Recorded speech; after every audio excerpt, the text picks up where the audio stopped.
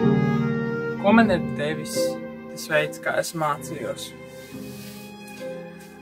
Viena no galvenajām lietām ir tā, ka es saprotu, ko es jūtu. Tas, ka es zinu, ko es jūtu, no tā iznāk viss mans radošums, visa mana mūzika, kā tāda, tas emocijas, kuras var parādīt caur mūziku, tas viss, tas vienkārši nāk no manas iekšas. Un vienkārši griba iet tālāk un darīt.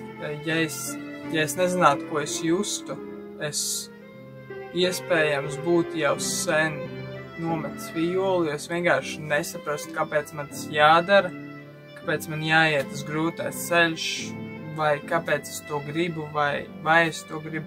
Protams, man ir bijuši visi šie jautājumi, bet tā pārliecība nāk no tā, ka es saprotu, kas man iekšā notiek. Brīvā būvēšana tā ir bijusi kā vieta, kur es esmu varējis atvērt to radošumu. Tā kā mēs būvējām, es varēju vienmēr būvēt tieši, ko es gribēju, vai es tur varēju būt pilnībā brīvs, man nebija nekāda ierobežojuma. Man pat teica, lai es izpaužos, lai es izlieku sevi uz āru. Un tas kaut kādā veidā ir pārgājis arī uz violas spēli.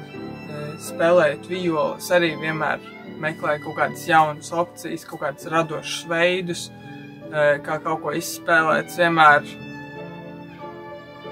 meklēju citus veidus, kā padarīt kaut ko skaistāku. Un patiesībā arī tehnikā.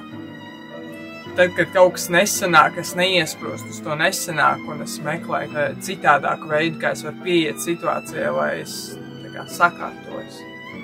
Saliekas viss savās vietās.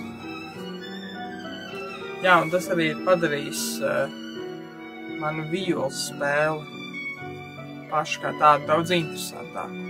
Es varu vienmēr meklēt kaut kādas jaunas pieejas un skatīties, kas ir vairāk tajā mūzikā un meklēt ekspresivitāti, lai tas viss nāk ārā caur skaņu, nevis tikai paliek kaut kā iekšā.